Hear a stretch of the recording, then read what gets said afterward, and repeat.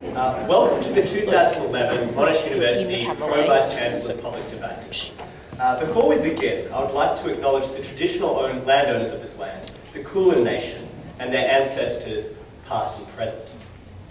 My name is Kieran Iyer, and I am the Public Debates Officer of the Monash Association of Debaters, which is organising this event in partnership with the Monash University Peninsula campus and the City of Frankston. The topic for tonight's debate is, has Australia become a nanny state? We have a fantastic panel of speakers lined up for the debate. Before I hand over to Monash Pro-Vice Chancellor, Professor Leon Epidemic, to introduce the speakers, I would like to provide a brief background to tonight's debate.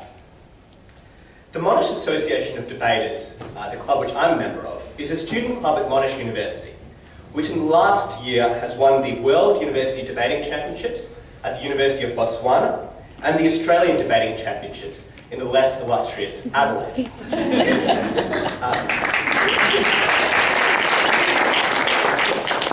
We are delighted to be part of this public initiative, which is aimed at increasing the quality of public debate surrounding contentious policy issues regarding the nanny state. Tonight's debate will involve 8 to 10 minute speeches from all of the speakers, followed by a brief question and answer session. Because we're all a little bit Gen Y, we've got a few social media innovations which we hope you'll find entertaining.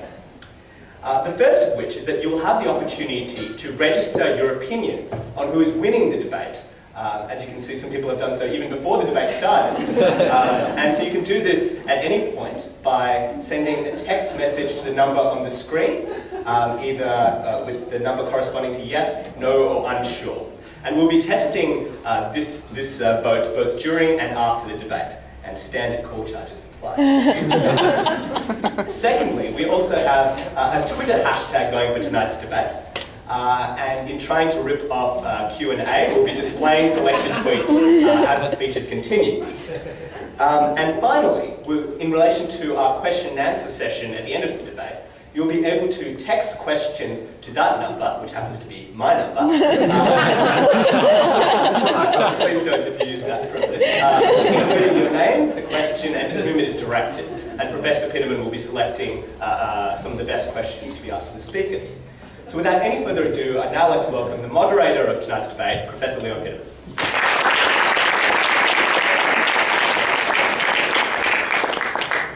Thank you very much, Kieran, and it's wonderful to have so many students and so many members of the public, and of course some of our illustrious colleagues here from Monash University, including my boss, Adam Shoemaker.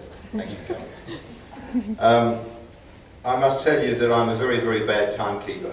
I keep all my patients waiting incredible lengths of time.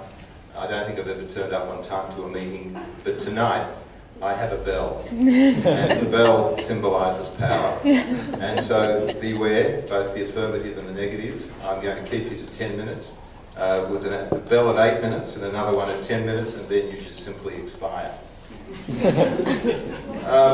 We live in a regulated society, but where would we be without regulation? We need red lights and green lights, and sometimes we go through amber lights. We wear seat belts, but there was a time when we thought we should not wear seat belts. But things have really changed quite dramatically. About 60% of the population is overweight or obese. Perhaps we should have the right to eat as we choose. After all, who else do we harm other than ourselves and perhaps the public health purse? What really is very disturbing is that our state government is introducing legislation to prevent us from swearing in public. Well, you know, bloody hell if we want to swear in public. So tonight's topic is in fact really very important. Have we really become a nanny state? Are we being overprotected? Are we being protected against ourselves? So, without any further ado, I'm going to introduce the first speaker of for the affirmative, and it's Catherine Devaney, who probably needs very little introduction. Not only is she here, but she's armed with a set of slides, so beware. She's a social commentator and comedian, well known for her work as a columnist for the Age newspaper, a regular on Q&A, and has also appeared tonight on Tonight Live with Steve Vizard. And perhaps we should have left that bit out. She's been named in the top 100 influential Melburnians. I give you Catherine Devaney, the first speaker for the affirmative.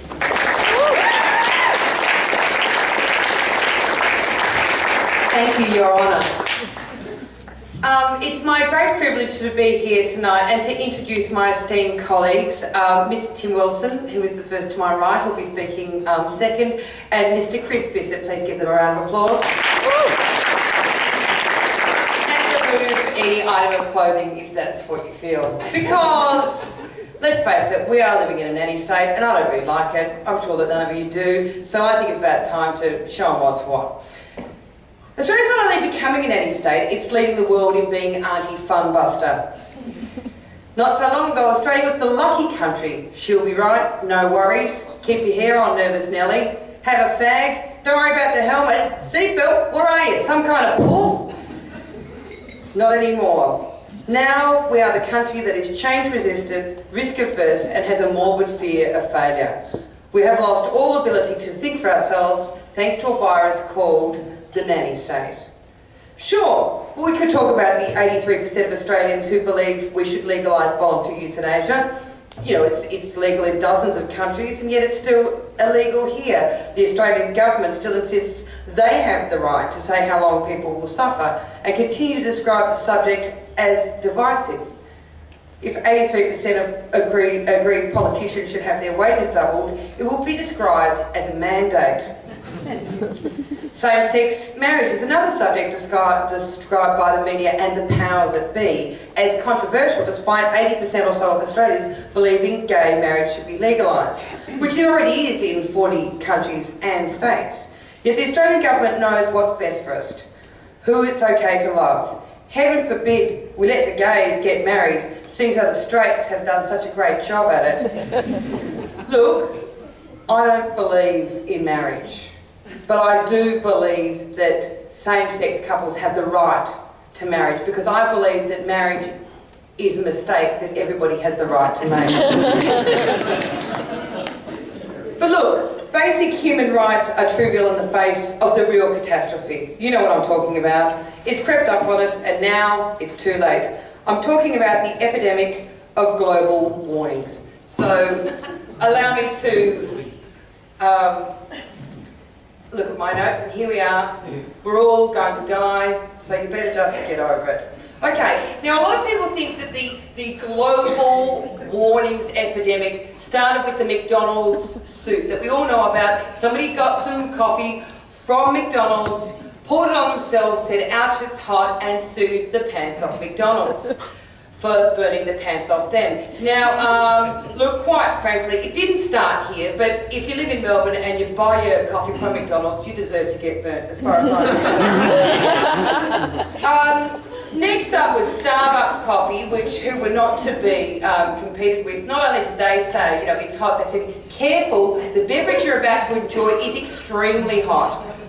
Now, I'm not sure what's more alarming, the kind of softly, careful, or the kind of incite, panic, extremely hot. But I think that what annoys me most about that is the presumption about the enjoyment. Okay, this is not where it started, that's where everybody thinks it started. It started with the humble plastic bag, as we all know.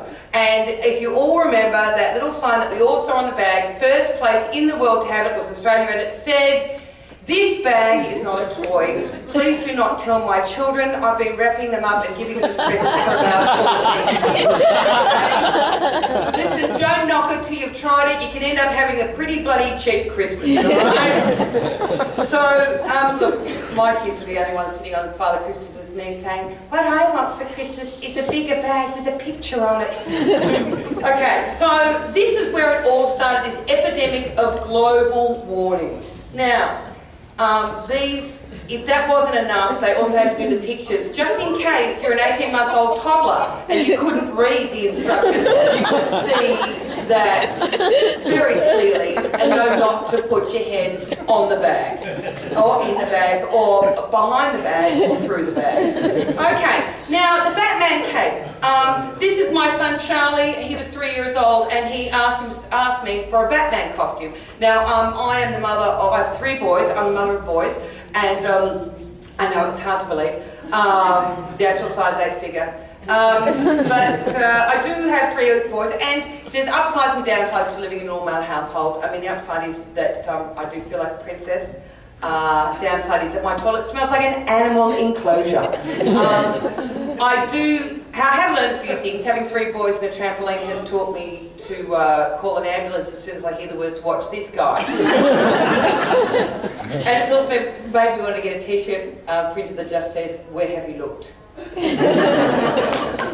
Now, where I did look was on the back of this cape tag, and this is what I saw.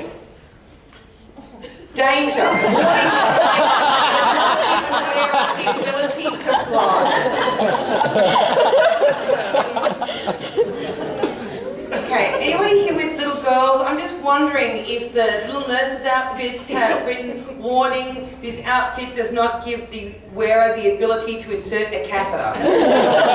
And no, you can't be a doctor, you're a girl, you have to be a nurse. Okay, so if that's not bad enough, it wasn't just that. These are the Powerpuff Girls, so I keep calling the PowerPoint girls.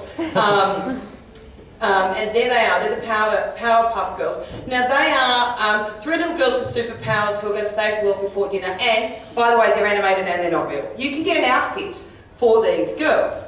And some friends of mine got these outfits, and they called me and they told me the outfit also has a warning that says, "Caution, you cannot say all of that." Okay. Now, if this is not proving that we are just living in a nanny state, that we are marinating in rules and labels, I don't know what is. Okay, so have a look at this. This is your humble washing machine. This is my washing machine. My washing machine doesn't look like that, but I opened the door and found this. If you look there, it says, "Do not put any person in this washer." Okay, now, it wasn't a warning I was expecting. Separate white from colours. Please look at the government instructions before washing. No, it said, "Do not put any person in this washer," so clearly cats are fine. Another one, I love this, "Do not hold the wrong end of the chainsaw." If you're doing that to a chainsaw, I think you are the tool. Now, I want you to have a look at this. This is a great little warning here, and it says, "Warning, this product moves when used." Not a bad idea to warn people what's going to happen, but considering it's a fucking scooter.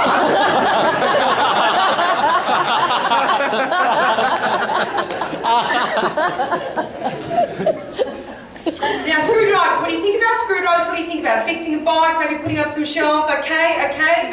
Some other people have got some more creative ideas of what to do. If you look closely, it says 8-piece precision screwdriver set not to be inserted into penis.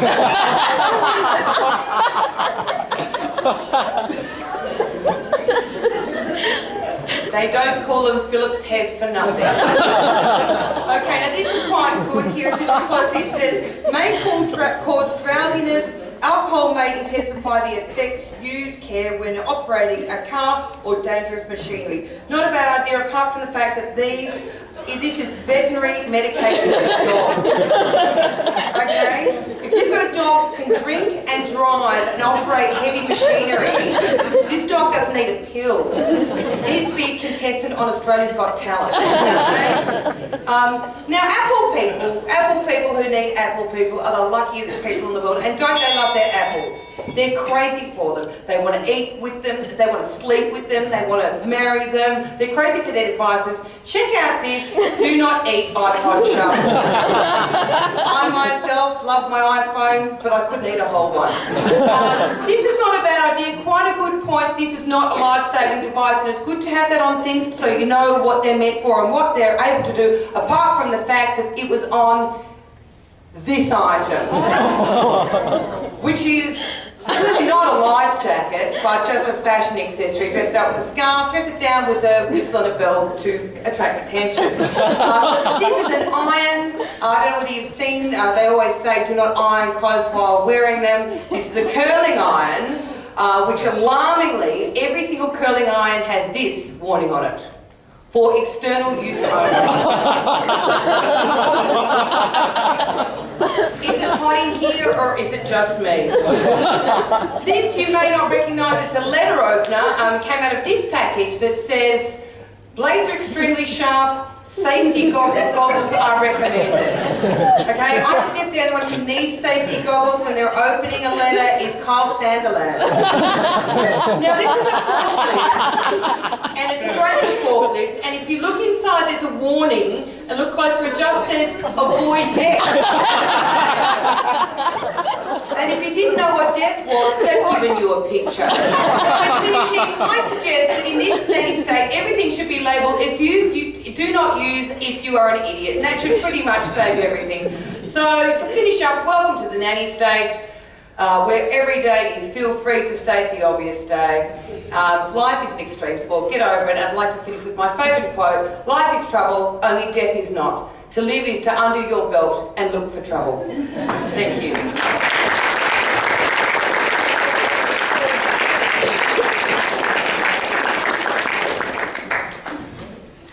Thank you very much. Well, slides or no slides is going to be a hard act to follow, but I'm sure that the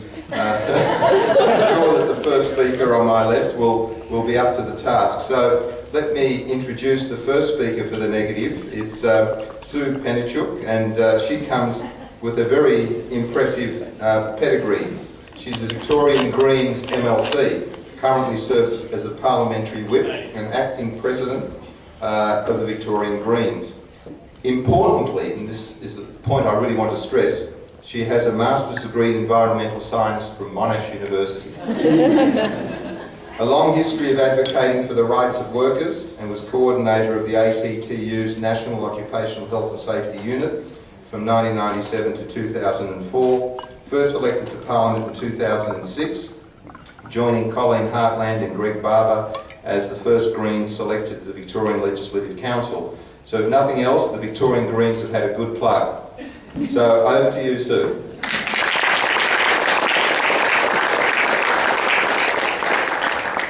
Thank you very much for that wonderful introduction. And acting president of the actual Legislative Council, not the Greens. I'd like to introduce my fellow speakers, Dr. Shane Thomas and Dr. John Curry, who will be speaking. And I'm very pleased to open the debate for the negative team. That is our contention, that Australia is not becoming a nanny state. And far be it from me to be a party pooper or part of the fun police. But all jokes aside, this is a serious topic that we've got in front of us here. And I also welcome the opportunity to tell you that the term nanny state is one which I loathe more than almost any other. The sound of it being used is like whiteboard on a chalk to me. It's grating, it's annoying, it's infuriating, it's lazy, it's stupid, and it's wrong. What is a nanny state anyway? Is it a place where there is fairness and equality, or at least that's the aim, and the government enacts laws to prevent citizens from being injured by the negligent or callous actions of others, or even themselves? Or if injured by accident or struck down by disease, people are supported and cared for. Not a bad state to be in, I would say, and if that's what a nanny state is, I'm all for it. However, the term nanny state is almost always used in a derogatory way by employees of or lobbyists for big business to attack any MP, member of the public or government that makes or intends to make a law or regulation in the public interest that may impact on their profits. And they're vociferous and they're ubiquitous. Right-wing commentators and industry lobbyists always put up the nanny state as infringing upon freedom of choice, which is another word that is totally abused, as if everyone has the same level of choice in our society. As Professor Marion Sawyer of the ANU said, the nanny state is used by neoliberals to condemn the welfare state for being overprotective and contributing to a loss of self-reliance among citizens. Neolibs also love to trot out the term do-gooder in a derogatory way, as if trying to do good things and to ensure that society is fair and equal as possible is something to be sneered at. What, should we have do-badders instead? Those who say we live in a nanny state are opposed to regulation of tobacco, of alcohol, of gambling, anti-hoon legislation, speed cameras, occupational health and safety laws, junk food regulation, food labelling laws, etc., etc. Speed cameras, for example. There's a great campaign amongst the nanny staters that if we don't tell people where speed cameras are and they're just revenue-raising things, it's a nanny state. Well, we know that apart from alcohol, speed on the road contributes the most to death and injury of people on the roads. So my answer to people that you don't want to be caught by speed cameras is don't speed. That's easy. Occupational health and safety. I spent nearly a decade in that area. In Australia, hundreds of people are killed in workplaces every year, thousands are injured and more contract work-related diseases. But I spent nearly 10 years battling big business and employers and their representatives who wanted to stop virtually every improvement to occupational health and safety laws in this country. Remember Mark Webber in this year, just before the Grand Prix, when he said that the increasing rules and regulations in Australia left him feeling like he needed to read an instruction book before getting out of bed. Put on a yellow wet vest and all of that sort of stuff, he said. I'd like to see him drive his stupid Formula 1 car without a helmet and a fireproof suit. And this came after fellow Formula 1 driver Lewis Hamilton had his car impounded for doing burnouts after leaving the Albert Park track while the Grand Prix was on, as if that's okay. What was dismaying though, that the Herald Sun then ran a poll saying, is Victoria becoming a nanny state? And unfortunately, about 82% of people said yes in relation to this, which I don't know, does that mean everyone wants to be a hoon driver? I'm not sure.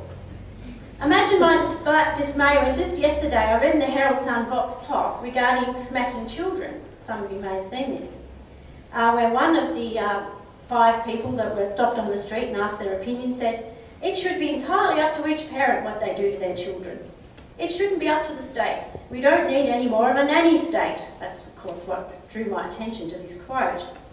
Well, that sort of comment makes me mad.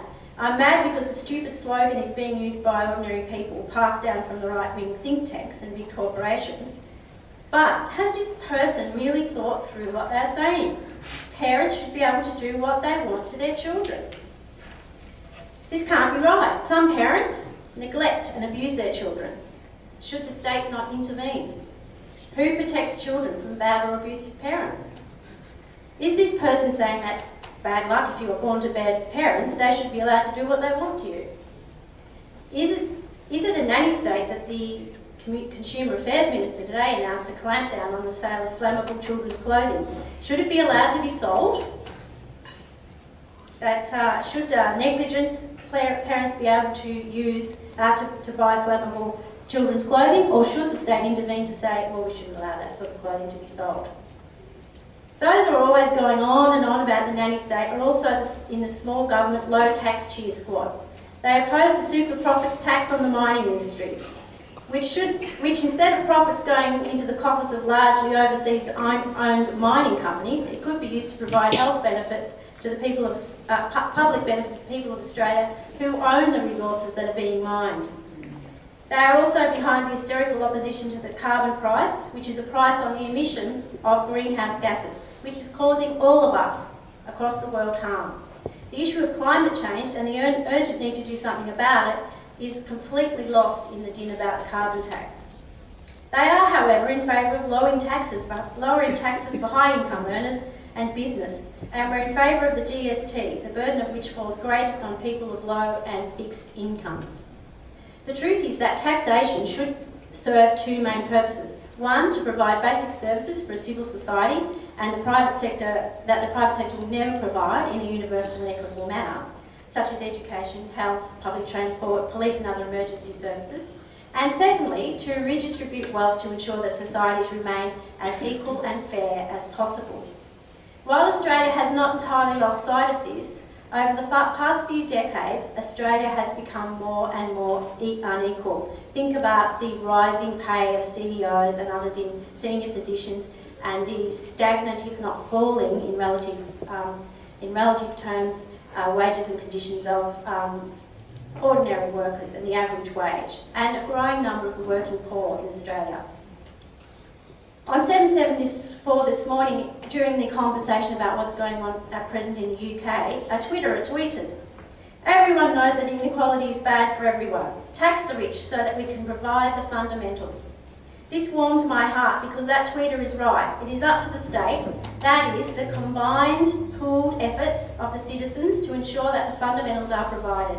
And it is in everyone's interest to ensure that this happens and that inequality is not allowed to grow as it has been and is. In 2009, Richard Wilkinson and Kate Pickett published The Spirit Level, Why More Equal Societies Almost Always Do Better. This book looks at the level of inequality in a range of countries and correlates it with other measures, such as life expectancy and infant mortality, mental illness, including drug and alcohol addiction, level of trust, obesity, children's educational performance, teenage pregnancy, homicides, imprisonment, etc. The book shows how it's not so much the overall wealth of a society that indicates it will do well on these measures, but that the more equal societies almost always do better.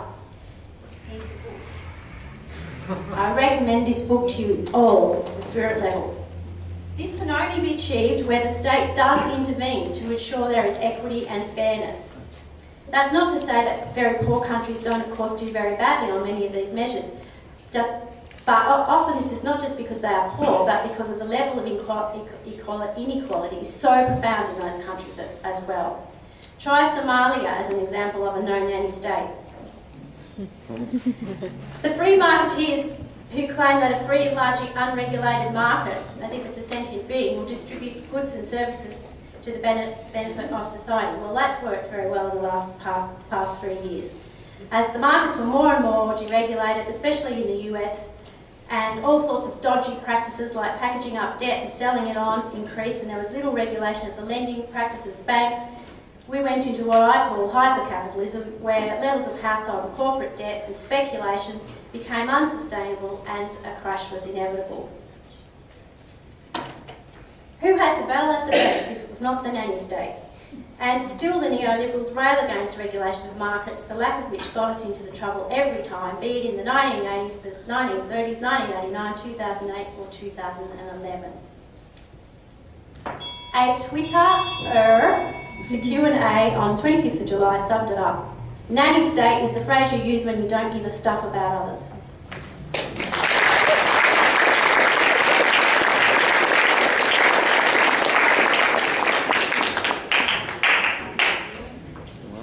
Thanks very much, Sue. Well, the second speaker for the affirmative also needs very little introduction. Those of you who watch Q&A will see his face appear with monotonous regularity.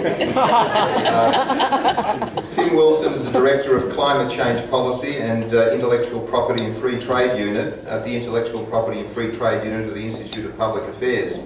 But importantly, he completed a master's degree of Diplomacy in Trade and a Bachelor of Arts at Monash University. And he was elected President of the Student Union. He's a Senior Fellow at the New York Centre for Medicine and Public Interest. Is that in the public interest? I didn't think medicine worked in the public interest. He is selected to participate in the inaugural Australia ASEAN Emerging Leaders Program, and in 2009 was recognised by the Australian newspaper, as one of the 10 emerging leaders of Australian society. I give you Tim Wilson.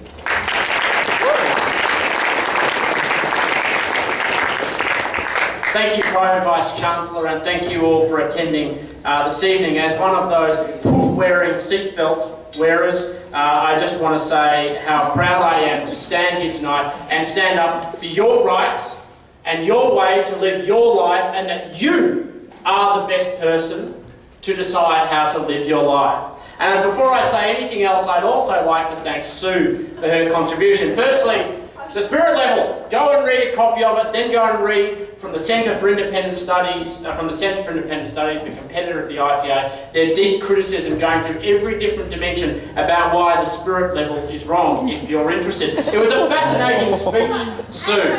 It was a fascinating speech, Sue, because it covered a lot of topics, but it didn't really seem to cover much of the nanny state, unless you consider the nanny state to be every single thing under the sun. If you don't like Sue's agenda, it is the nanny state apparently, and it is an illegitimate retort as a basic concept. And I love this attack on the private sector. Oh, the private sector has done this, the private sector has done that. What Sue would have you do is hand it over to the government. You know, those people engaged in mass genocide over the past couple of 100 years, who have done various things, discriminating against minorities in the community, those who have been involved in persecuting those least advantaged in our communities throughout history.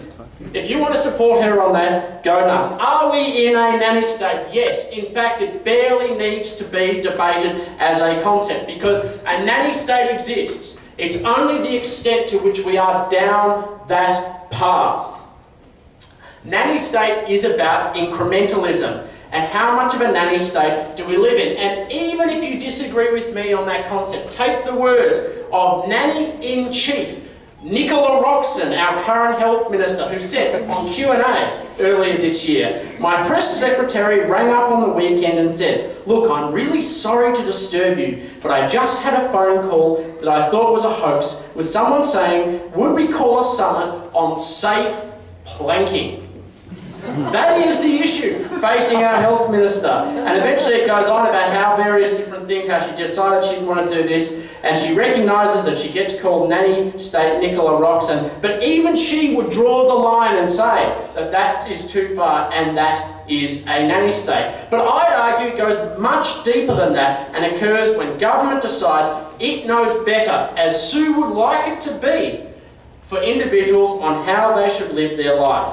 My opponents will try and say, well, there's evidence that there's this particular concern around health risks associated with obesity or with alcohol consumption, but none of that in itself actually justifies government going in and telling people how to live their lives. It's not a new concept, the nanny state. It evolved out of the concept of grandmotherly government to refer to disproportionate control by an authority figure with concern in their hearts for the social and economic welfare of citizens. Or as I like to put it, what your grandmother or mother does, and I'm sorry that's not trying to be sexist, it's only because I was raised by my mother and that's what she did, which was get a handkerchief and lick it. Silence, I only applauded you. Got a handkerchief and wiped it against your face and embarrassed you in front of all of your friends. It might be well-intentioned, but it doesn't necessarily mean that it's appropriate or right in terms of conduct on behalf of society. The nanny state concept is much broader than you think. It's not just about whether tobacco companies, of course, should use their trademarks, which is what has prompted a large amount of this debate over the past years. I agree with them in their campaign, by the way, to make no ambiguity about that. But the nanny state is much broader than that. It's about whether people should be able to determine their own lives. The most common retort, and we just had it from Sue, and I'm quoting again from Lee Rhiannon, the Green Senator, is that I often find that this notion of the nanny state is trotted out when people are a bit hard up for an argument, because as our society has rolled along, there's been a whole lot of things and regulations that have come in. It's basically, when people don't have an argument, they say, oh, it's the nanny state. And again, we saw this evening. Some of us, like myself, have been arguing against the nanny state, well, since about 2004 and much longer. But in the in the 20th century, we have started to see how far it has encroached every step of the way. And tobacco, because of the nature of the product and the fact that it's bad for you, and I want to make it crystal clear, if anybody's a smoker here, you should quit, and you can go and see a hospital about how to do that. But, and that's my personal recommendation, it's your choice about how to live your lives, is a really good demonstration of how incremental change has happened by government into encroaching in people's lives over time. And you only need to look at how it's now being applied in other areas related to obesity and food labelling and what is called EDNP, energy dense nutrient poor food, where there's now recommendations on the table by agencies like the National Preventive Health Agency and the National Preventive Health Task Force to limit what can be advertised in terms of those products, what extra taxes that can be imposed on those products, advertising restrictions on those products. The list literally goes on, and it has evolved over time.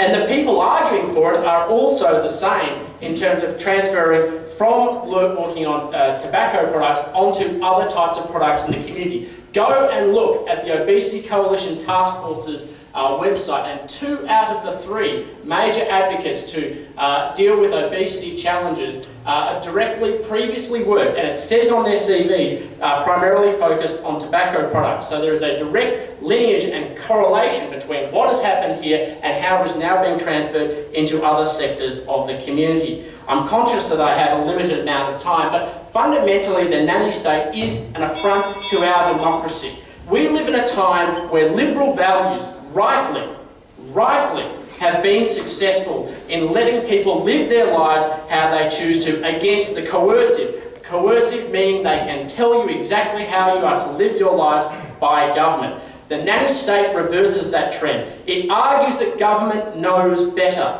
and if you don't know, if you disagree with the government, that they can force you to do how they would like. And if you don't trust people, and this is fascinating for you, Sue, if you don't trust people to choose what they eat, or whether they smoke, or whether they do lots of other things, alcohol consumption, press that button on the gaming machine, whether they're able to make sandwiches, to participate in civic virtue and civil society, when there are bushfires, which is part of the problems of food regulation as part of the nanny state, then how can you trust them to vote for you? How can you? They're idiots. Maybe this is the outcome, I don't know. It really is a very serious issue that evolves over time. The other element of it is an incredibly elitist proposition as a basic concept. Well, you'll never see anyone attacking various different food products like foie gras, or the butter or olive oil that's provided in restaurants. But you will find them attacking McDonald's or Hungry Jack's or any other type of food that the poor enjoy. In the same way, we just heard how we should stop hooning as a concept. We should always target things that the poor enjoy, and funnily enough, it is always the well-heeled and richer people in our society who advocate for that regulation about people's lives. In general, there's an issue also that is deeply immoral. We live in a society where people should be encouraged to take responsibility for their lives. If they don't, all we are doing is encourage them to continue to foster the sort of behaviour that we apparently don't like as a concept. Finally, I just want to agree though with Sue. The nanny state is the wrong word. It is about government telling people how to live their lives irrespective of their choices. The word nanny state is misleading. The word we should use is the bully state.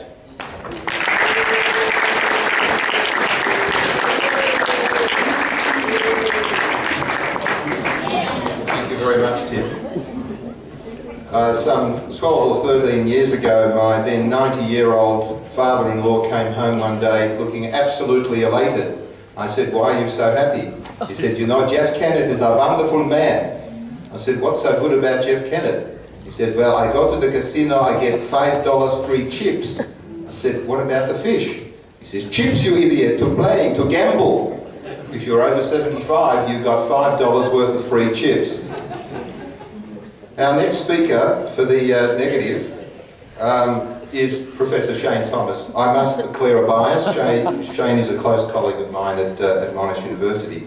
He's Professor and Director of the Problem Gambling Research and Treatment Centre, which is a joint initiative between Monash and Melbourne University and the Victorian Government. I'm giving them a plug, they're next door at the moment. He's Professor and Director of Primary Care Research at Monash Faculty of Medicine. He's written over 200 refereed publications, including 4 books, and he's not a bad bloke. Over to you, Shane.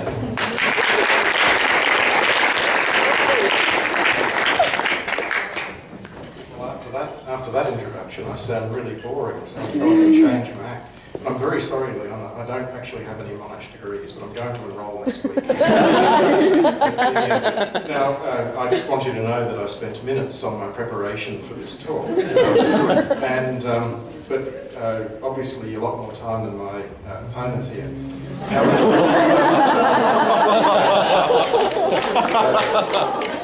I did actually seek wise counsel before I came to speak with you tonight.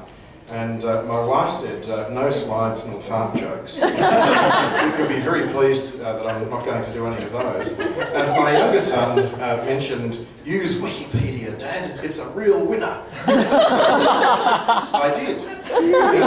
I've found some fascinating things about nannies, but before I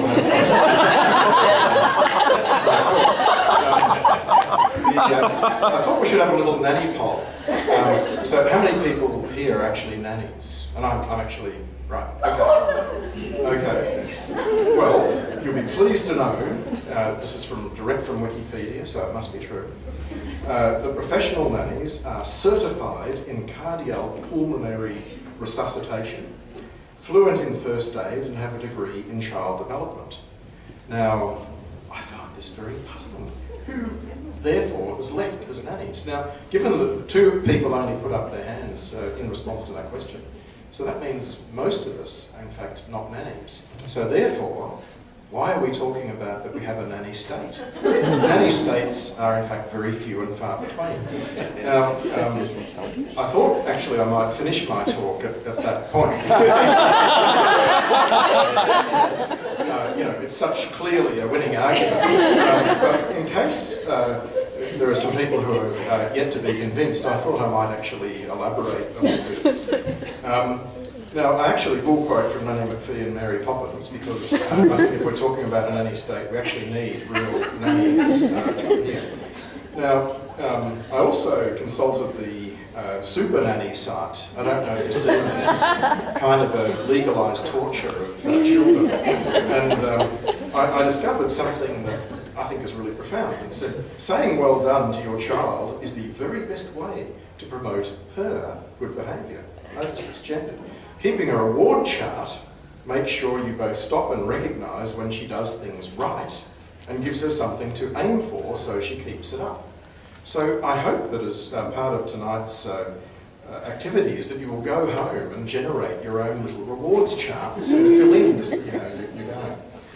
Anyway, I tried this out with my children. My 32-year-old said something that was unprintable. And my 20-year-olds said, in fact, they accompanied it with kind of gestures, which I won't do. And my 15-year-old said, certainly, so long as you pay me.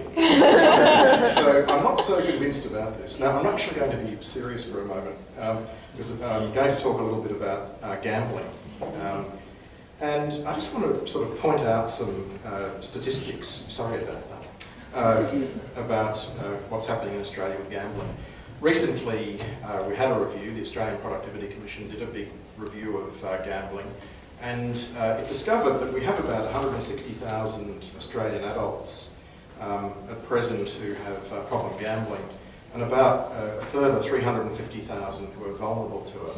So it's kind of 3-4% of the adult population. We know from other research that about 1 in 8 people are able to nominate a family member, a close family member that has problem gambling, and half of people in the community know someone closely that actually has a gambling problem. When we ask in our own research whether people want help for gambling in the general community, we find that about 4% of people at any one time say that they would have liked some help in the last year to cope with their gambling issues. Gambling touches a whole range of people.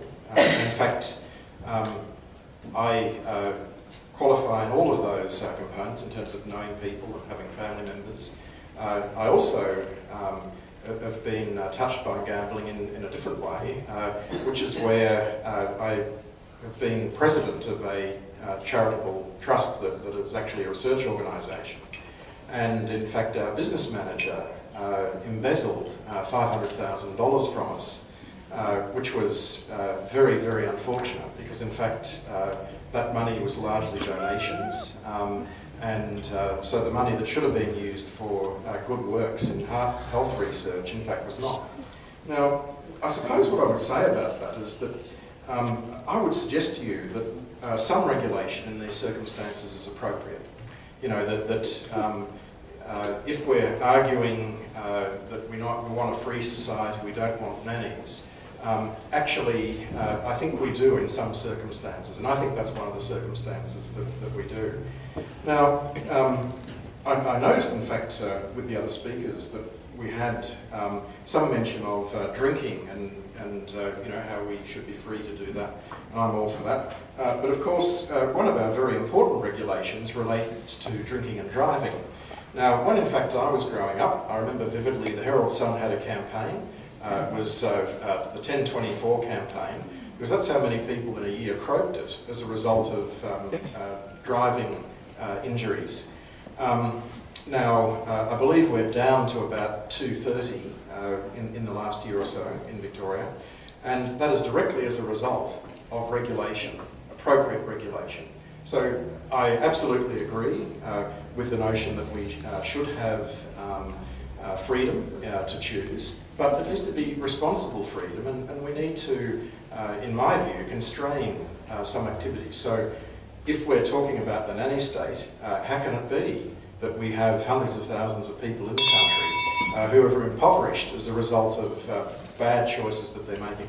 Now, that there in fact are regulations coming in. You may have read the debate about pre-commitment, which is where people will be given a certain amount to, that they nominate, they choose themselves, that they'll be able to gamble with on a daily basis, and they'll be better able to control their behaviour.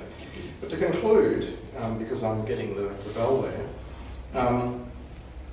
if we were in a nanny state, wouldn't we in fact not be able to smoke and drink and engage in raucous behaviour? And incidentally, I encourage you to engage in raucous behaviour when you have the next speaker from the you know, we can be dazed, drunken, risky, raucous. We can do all those things, but we need to do them responsibly, and that's what I suppose regulation is about. Now, my last bizarre quote is from Mary Poppins, which says, "We can't have them gallivanting up there like kangaroos, can we?" I've no idea what that means, but I thought I'd just throw it in.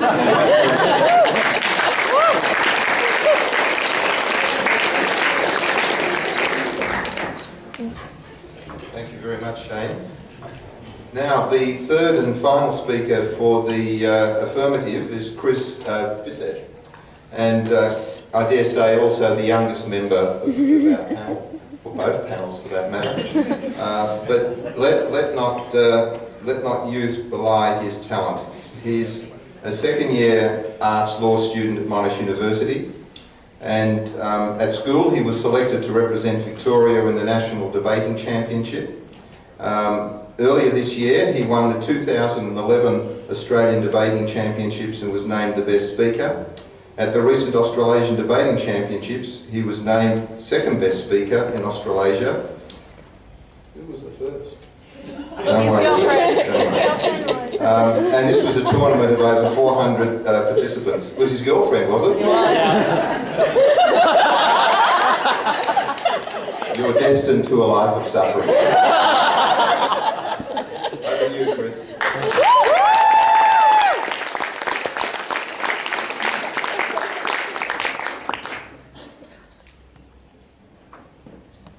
So ladies and gentlemen, I want to borrow some of the logic of the previous speaker from the negative team. Put your hands up if you're a member of the Liberal Democrats. None of you, which means we must not be a liberal democracy, in which case that type of logic is the way in which the negative team wants to go about engaging in this debate. Unsurprisingly, the affirmative team were always anti-theft from charities. It doesn't take a nanny state to say that we're not pro-drink driving and we don't really support people doing burnouts in cars around other people. But it was a reality in which we said that the state had gone too far down that line. And to point out that some regulation is good and that the government should perhaps exist was not particularly insightful nor relevant ever since the Greeks worked that out for themselves. We were happy to worship at the altar of liberty, or as our friends across the Tasman are renowned at calling it, liberty. They love their liberty. And people at Oxford love their liberty as well. And whenever we're debating against people from across the Tasman or against people from Oxford University, they always beat Australians in making arguments about liberty. Whether that's smoking their Liberty 6 cigarettes, whether that's having their Liberty burgers from McDonald's, or engaging in Liberty Fun, which is their gambling. they are always able to make the case for why sometimes taking risks is quite good fun. Sometimes balancing what you want to do in the short term against your long-term interests is actually quite an enjoyable and a fun way to live your life. And to make that calculation, to make that balance between the enjoyment of nicotine in the next 5 minutes and a 1% more likelihood of engaging in lung cancer 50 years down the track is a calculation that can only be made by the person who is going to enjoy that cigarette and suffer that lung cancer. And that calculation should be made by the individuals most at stake. It should be calculated based on the fun and the subjective enjoyment they want to draw from it at that moment. No doubt they should have access to information. No doubt they shouldn't be able to smoke a cigarette while robbing a charity or doing a burnout or doing bad. None of those things are controversial. But you cannot take the risk out of society. And as the renter-conservative who was on our team rightly pointed out, you just can't hope to regulate risk out of our society. And to try to go down the track of saying that we've attempted to and that the state's got your back, we'll get rid of the risk, only belies the reality of the world in which we live and the choices and expectations that people are going to have to make when we can't achieve that outcome perfectly. And we've negated to have a discussion about how to balance those risks, how much emphasis we should put on current generations over future generations, as the Greens would like us to calculate.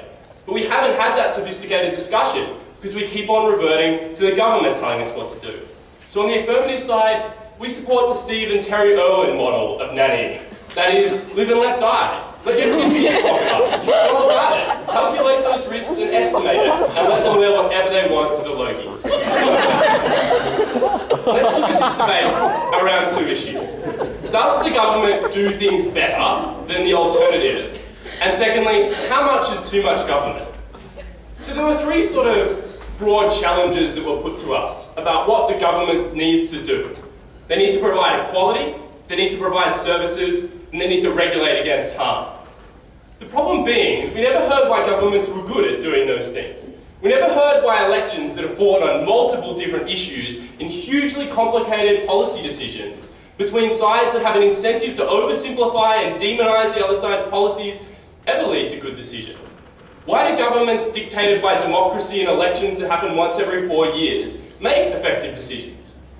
One of my favourite quotes is from Sarah Hanson-Young after she'd just taken her child into the parliament to breastfeed it.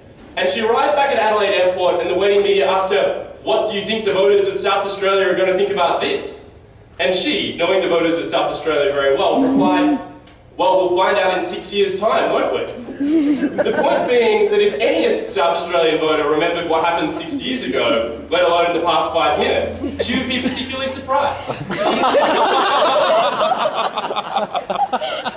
That was championed by the negative side. The incentive structure that saw governments provide equality was flawed and never defended in a model in which the media and money were allowed to control points of view, where your voice is heard according to the impact that you have. Sometimes we have to empower those people who have the most power, and that is those that have the ability to spend their money and direct their choices as they please, and encourage people to respond to those choices, to provide the services that people want.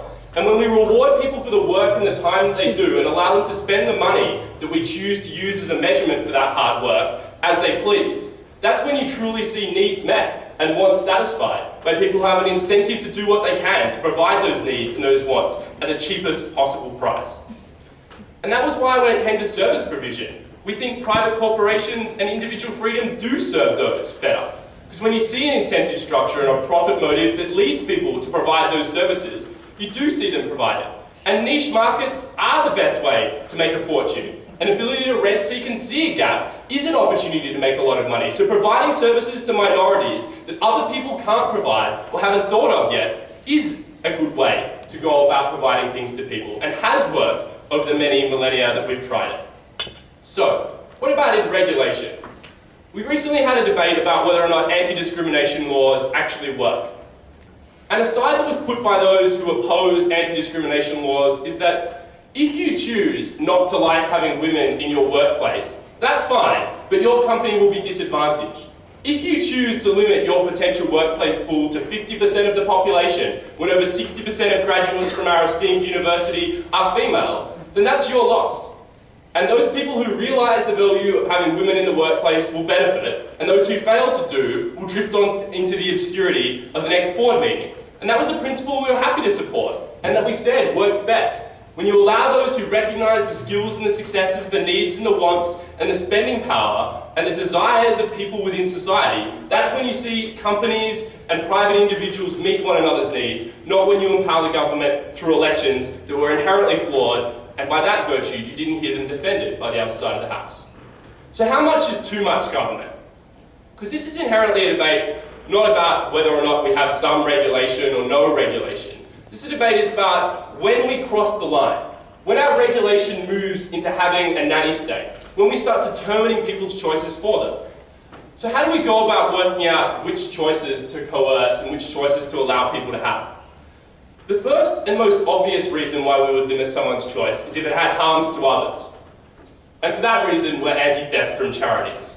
But the reason and area in which we've overstepped this mark is where we balance harms that aren't monetary.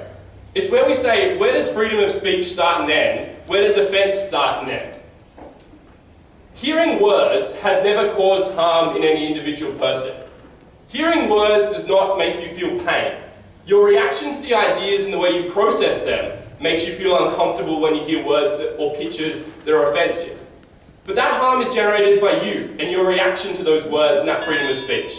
And a push by our society to limit the extent to which people can say what they want to say and communicate the ideas they want to say, because of the risk of causing offence to other people, belies the ability of humans, if empowered and if encouraged, to process and deal with ideas as they want to, and not derive offence from things they choose not to be offended by. The second reason why you might choose to limit people's choice is for soft paternalism. So if you think that they're making bad decisions, if you think that the information they have or the level of consent they're giving is poor, you might want to coerce those choices. But in what way does a smoker who picks up a pack of cigarettes or a pack of Liberty Sticks, as our Kiwi friends would call them, and sees the graphic warning image, make that decision in any way based on the colours or the logo or the nature of the packaging on that cigarette package? So when that soft paternalism crosses the line, as it has, to saying that the choice needs to be coerced by coercing the branding that exists on that particular cigarette package, we step beyond soft paternalism. We step beyond giving information to trying to coerce choices. And the worst type of this paternalism is when we get to hard paternalism, when we recognise good and proper choices but say that they're bad for moral reasons. And the government is very good at controlling those choices, whether that be through government advertising, when all of the least well-off miners that exist in society bound together and had an information campaign to distribute their well-earned dollars towards the message of being anti-mining tax. What we see is that when those people are able to communicate ideas and attitudes, when the government resorts to the carbon tax advertising to communicate its message, we see that the attitudes that are being crafted in society are the ones that are defining how much intervention we're prepared to have. And that's why we can see different spectrums between what Americans are happy with in terms of socialised medicine, what they can be okay with socialised air traffic control, and that distinction varies compared to Australia. The ultimate answer to how we can realise that we've become a nanny state is who we turn to when things go bad.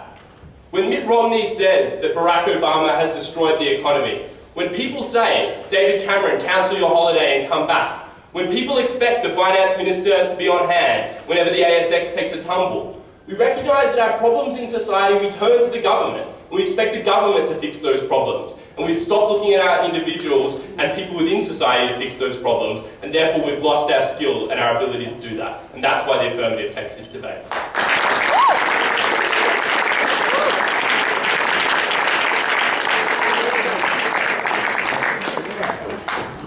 Thanks very much, and if any of you want to pinch $500,000 from Shane's favourite charity and spend the rest of your days in Rio, I suggest you get Chris Bissett to defend you. The final speaker for the negative is Professor John Curry. Professor Curry is a neurologist and an addiction medicine specialist. He's chair of the Victorian Drug and Alcohol Prevention Council, which provides expert advice to the Victorian Government on areas of alcohol and drug prevention. He's Director of Addiction Medicine at St Vincent's Hospital and has also in the past chaired the Australian Government's Expert Working Committee on Alcohol Guidelines. Fill your glasses and drink to Professor John Curry.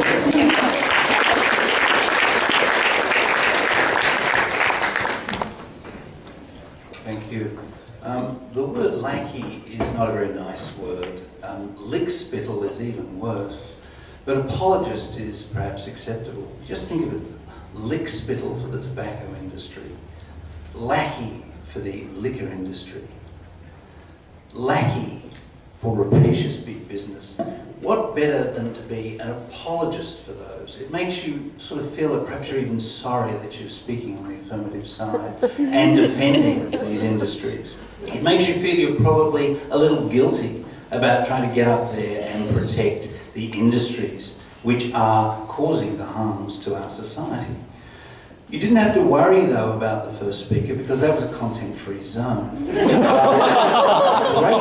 Great pickies. But what did they actually show us? Well, we saw some cute things. We saw a Batman suit. We saw some plastic bags, McDonald's and Starbucks. The only problem was it didn't show where were all these products made. Who made and printed those labels? They came, if I'm correct, because my eyesight is good, from China, Taiwan, the Philippines and India. They don't think we're a nanny state, they think we're stupid. They think we are absolutely stupid, and that's why they put these labels on. The government didn't make them put the labels on. The Chinese and the Taiwanese and the Philippines think we're so stupid that they can come and take all our exports. They can actually have us riding on the back of their economy. And basically that was a content-free talk. But great pickies, we enjoyed it. The second talk was a little more insidious. Here we started to hear about a thing, and I think it's the Institute, is that right? The Institute for Public Affairs? No, it's not Pubic Affairs, it's Public Affairs. Institute for Public Affairs, which on its website has got a number of things, not the least of which is that Australia was once a country renowned for rugged individualism, which has capitulated to Puritanism with barely a whimper. Yes, from their website. It's kind of like all of you I know are bronzed Aussies. All of you love the outback. All of you have fed a crocodile. All of you can surf. How many can you actually stand up or have ever stood up on a surfboard more than once? And this is this image which is portrayed. Australia, the rugged individualists. Let's not lose this. Look around. I don't see a lot of it around here. I see a lot of ordinary folk trying to make a living, except for our third speaker, who's an art student. Worse, he's an art student from Monash. So what we are facing for our third speaker, as he advocates spending money, you spend, you enjoy, don't have any responsibility, because I'm an art student from Monash, go out there, and this is what galactic debating champions do. They go out there and they spend money, which they don't have yet because they haven't got a very good job, and they will have a lot of money when they graduate because they're an art student from Monash. But nevertheless, what was it he was advocating? He was advocating that it doesn't matter that there is a risk for cancer. Use your money as you please. Find a niche market and make millions. Enjoy it. Take your risks and enjoy it. This, sorry folks, is crap.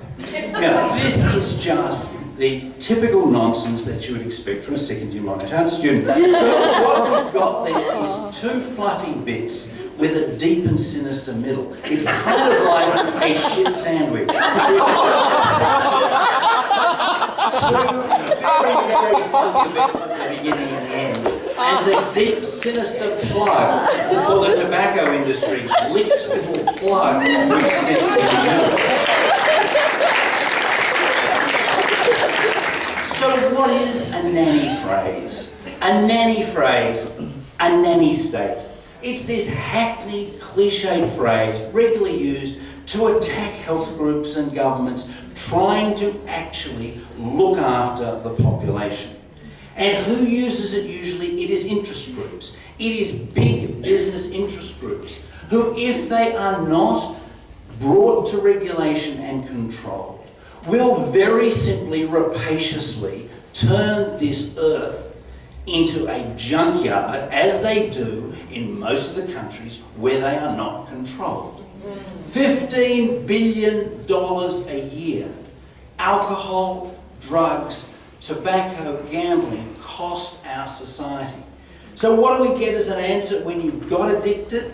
Well, Tim suggests we go to your public hospital to help stop it. Mate, you can't get into the fucking because of the $15 billion which your mates in the tobacco industry are costing our society. And if you knew anything about public health, you would know it won't work that way. Now, this concept of looking after the population is not new. I have a great quote, everyone else has quotes, I can have a quote. In 1854, Edwin Chadwick was pressing for basic sanitation reforms in England. And the Times of London, white nanny status, thundered, "We prefer to take our chances of cholera and the rest than be bullied was the word, into health by Mr. Chadwick." So in other words, even back then there was this concept that we must protect industry and business, and we must protect the wealthy for the benefit of the wealthy, not of the poor. What then is this concept of nanny state? What is it that so enrages industry and business? The answer is these regulations work. If you want to know what is a good regulation, if you want to know what is a great advertising campaign by a government or a group of people who are concerned, just look at one thing. What is the response from the industry? If there is no response, or in fact if they support it and put funding into it, you know it doesn't work. Because they're not stupid. They wouldn't be putting money into something which worked. What have been the great battles recently? The great battles are packaging and plain packaging for cigarettes. Why? Because it works. It will reduce smoking. And it will reduce smoking in the group who are most affected by it. What is the second one? It is the concept of controlling the access to gaming. Why does that work? Because it will reduce the deficit that occurs in those who cannot look after themselves in relation to this problem. Why are all of these important? Because they are addictions, because they are behaviours which are driven by the brain, not by morals, not by social issues, but they are addictions which are delivered by the brain. And so what we need to look at is, it's not about you and it's not about me. It's about others who don't have your age, your money, your influence, your education. They don't have your self-control or the access to the knowledge which we're supposed to have. They cannot protect themselves. What we are doing is looking after essentially the rights and the needs of those who cannot look after themselves. We are not feeding the vested political, financial and personal interests of those who profit from misery. So we would argue very strongly, we are not a nanny state. We are a caring state. We are a state in Australia which looks after our own. Even if silly Chinese put labels on things which make us look like idiots, we're not. We know what we're doing. This isn't about government. This isn't a government looking after things. This is you, me, having the sense and the responsibility to help look after those who cannot look after themselves. That's a caring Australia, and we are not a nanny state. Thank you.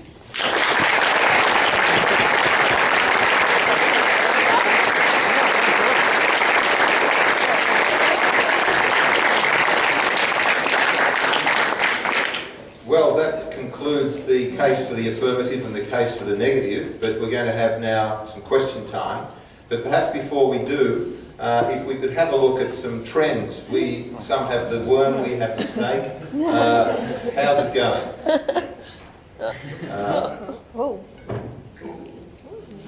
So the case for the negative slightly ahead? Yes? Okay. Well, question time might change all of that. Now, due to technology, of the benefits of technology, I'm armed here with a set of questions which have already been sent through. So I'm going to read some of these questions out first. I'll try and be even-handed in the way I distribute these questions, and then open it up to the floor for those of you who, like me, don't know how to send a Twitter, don't own a mobile phone, but have the bravery to stand in front of the microphone. So, over to you, Chris. First question. That great example, this is from Jenny Wolfe. If Jenny would like to declare herself, thank you. Yeah. That great example of corporate morality, Rupert Murdoch, said some years ago that government should just get out of the way. Are you at one with Rupert? When I was last chatting to Rupert, definitely I think that the government should get out of the way of the media in a lot of circumstances. But I think that we should also get a little bit smarter about the media that we consume. And I actually think that the technology that's up here is the perfect opportunity. One of the limitations and one of the reasons why Rupert has so much power, he told me, was that because you can really only read one newspaper a day, right? Unless you don't have a job, you really can't sit around all day reading the Green Left Weekly, the Age, and Rupert Murdoch's papers. You really only can read one newspaper. But if you've got Twitter and you can follow the New York Times, you can follow the Huffington Post, you can follow the Sun, you could have followed the News of the World. You can get your news from as many different sources and from as many different people as you want. And that diversity is going to be truly unique in this century, I think, and a reason why the media should be given more power, and in turn why people will be able to hold them to greater account as we move forward. Thank you. Now, John Curry, question for you from Bob Graham. Bob, would you like to... There we are. Why is the tobacco industry being targeted in a campaign to greatly restrict their ability to properly market their totally legal products, which employs many Australians and produces tax revenue? And I have to declare that at some stage in my past life, I also derived some revenue. I was a doctor for a cigarette company. And I'll tell you a little bit about that after John has answered the question. The technologically challenged. No button. I'll shout button. The questions. Oh, thanks. The question is simply why is the tobacco industry being targeted? The tobacco industry isn't being targeted. The tobacco industry is being called to account. Tobacco, basically what you're looking at is a product which is quite legal, correct? But if in fact you introduce this product now and try to get it through TGA or any regulatory body, you wouldn't actually get it through. It would be illegal. But it's not. It's a legal product. So people have the right to smoke. But does a tobacco company have the right to make people addicted through their massive advertising? Or do we have a look at the concept of people actually smoking from unbranded, unmarked packages? Now, if this was something which was not going to cause any problems, that is, it wasn't going to reduce the number of people smoking, we wouldn't have High Court challenges being threatened because of a relationship between Hong Kong and Australia and a free trade agreement. The reason the tobacco industry is so petrified of this is because it is likely to dramatically decrease the number of kids who start smoking, the number of kids who are attracted by the packaging, and also in terms of brand advertising, it's going to make the advertising companies very much less interested in advertising these products.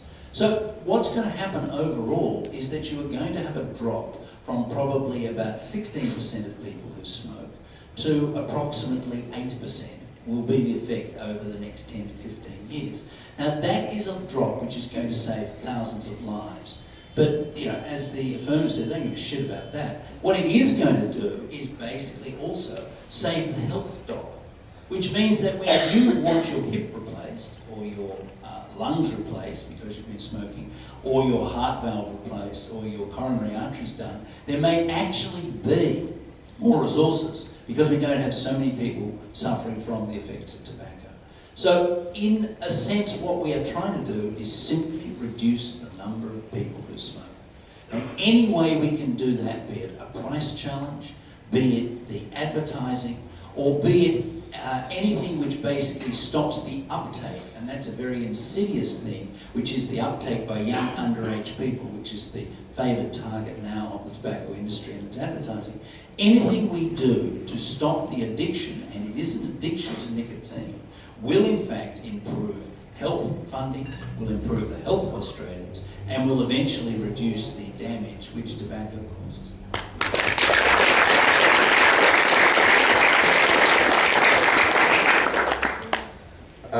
Next question for you, Tim, and it's from Jenny. Jenny, would you like to declare yourself?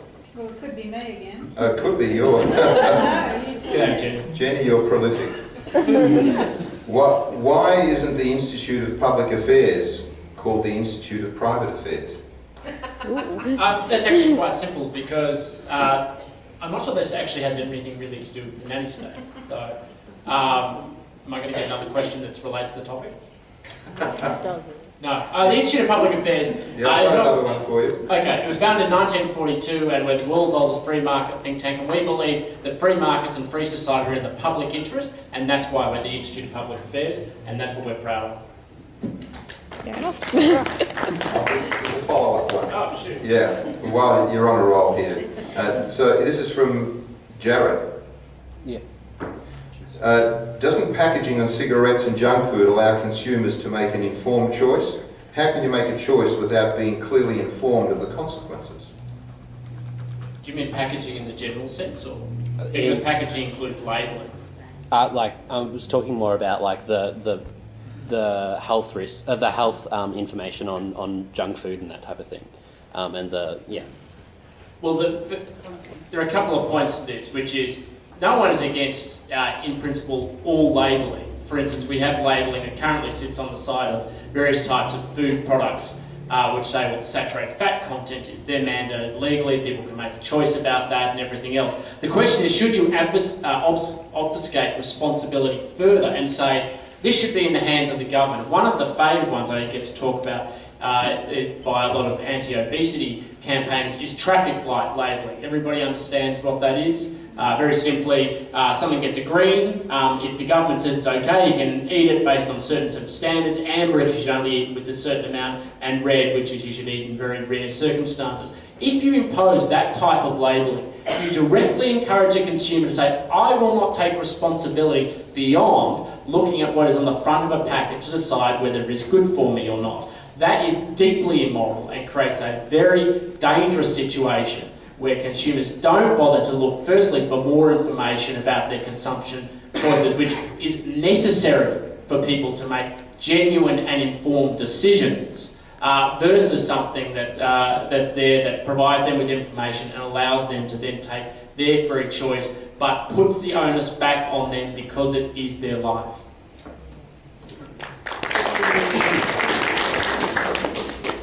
Now the next question is from, I think it's Gutless, otherwise known as Anonymous. And it's to you, Shane. Yeah. Is it true that Fran Drescher has never studied CPR?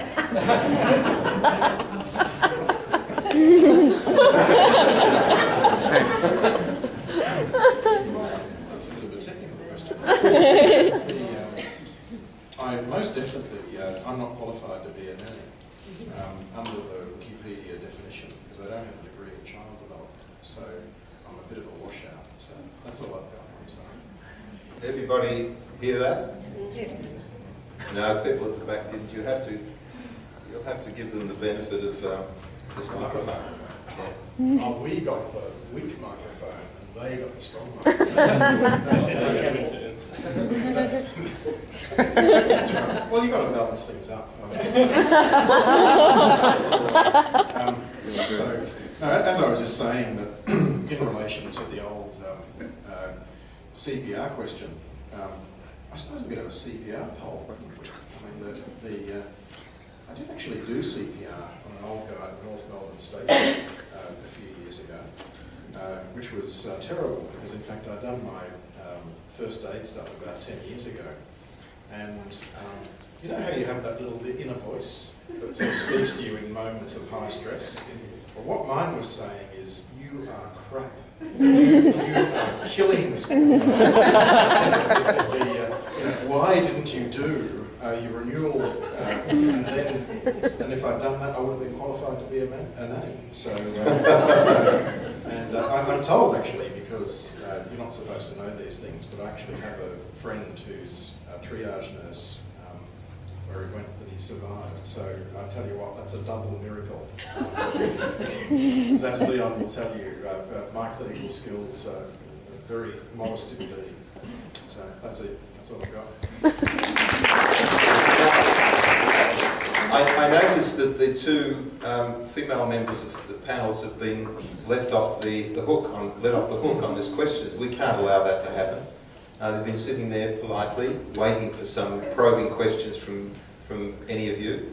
So, any questions? I've gone through my lot here. Any I questions? can't talk because we have all three microphones.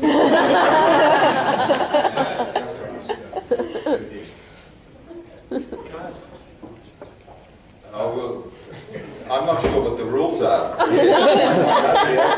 against the rules. Is it a nice question? You'll be able to ask one and reply. Okay. I actually didn't take the principle originally that the discussion part was actually designed to increase our votes. I took it as that we can have a genuine discussion about the nanny state. And so my question is to Sue, and it's a very serious and legitimate question. In your arguments, you went through lots of different cases about where, and we're obviously going to disagree, about where you see the nanny state, how it is used for a series of justifications for encroachment on people's lives, and that, people use that as an argument against it, and that extends to even the minerals resource rent tax, which I have to confess, even the mining industry I've heard claim that was the nanny state. Do you really believe that, and do you think that is the extent to which the claim is abused?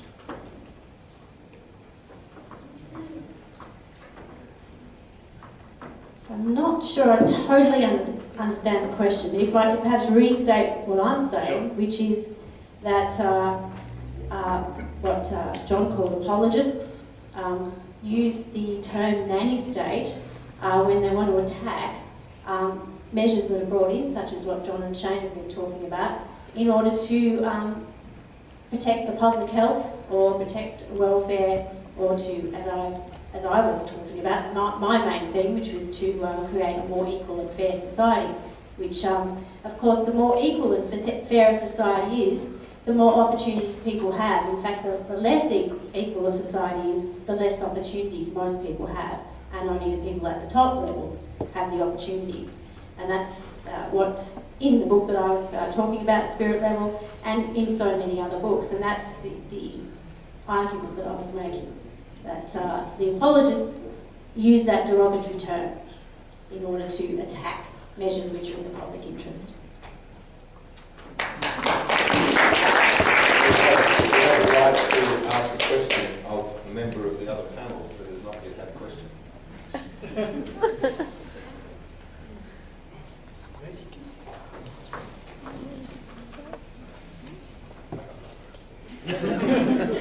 Okay. We have a question here. Excellent. Thank you so much. Thanks, Kieran.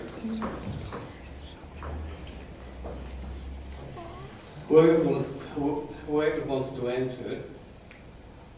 In London, we have this problem now with unruly behavior.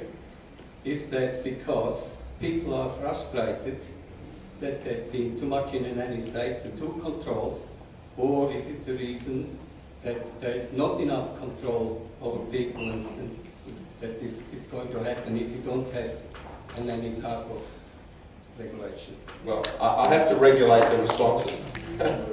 So perhaps you said to anyone who would like to answer it. So we'll have one from each team. I'm happy to do that.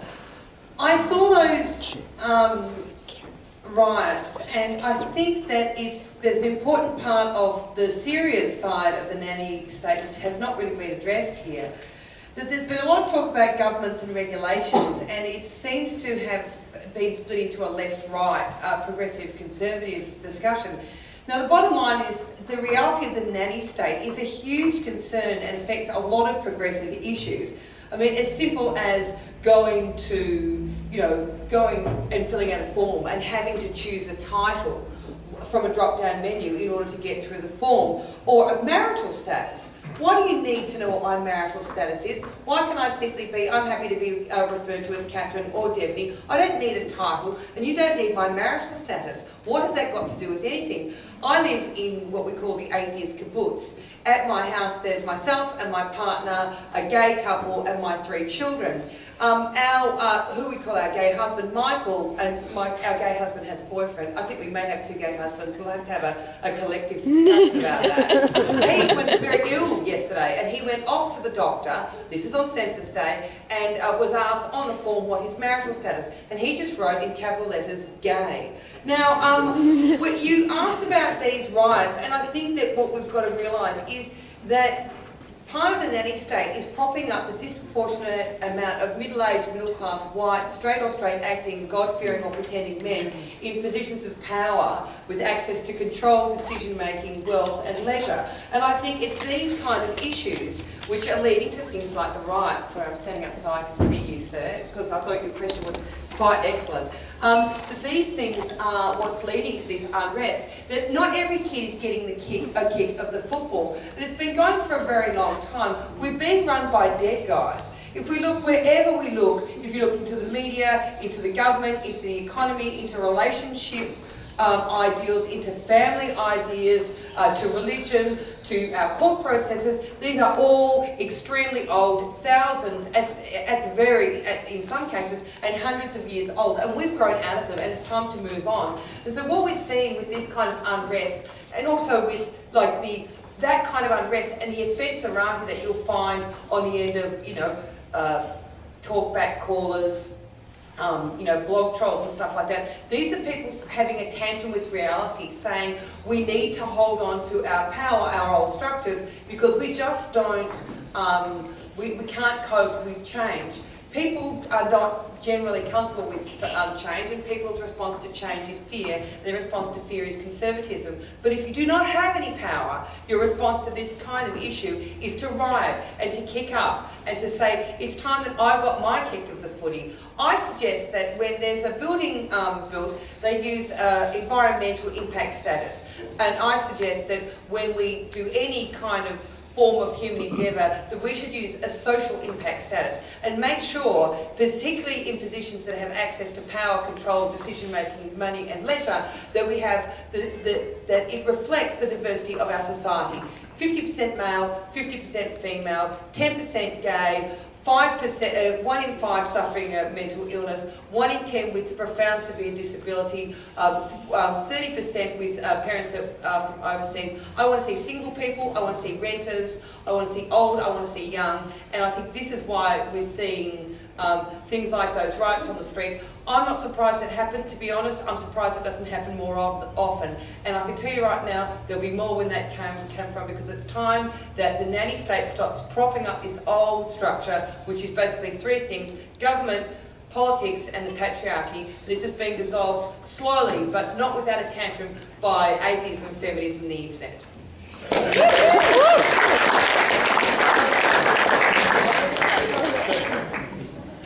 Literally, in answer to your question, on the way here I heard a news radio interview with one of the protesters in London, and she used the words nanny state. She said, I can't choose where to work, I can't choose where to shop, can't choose what to do, blah, blah, blah. And the reaction of everyone is, send in the army, give the police more powers, as though that'll teach them for rising up against police with more powers, that will fix the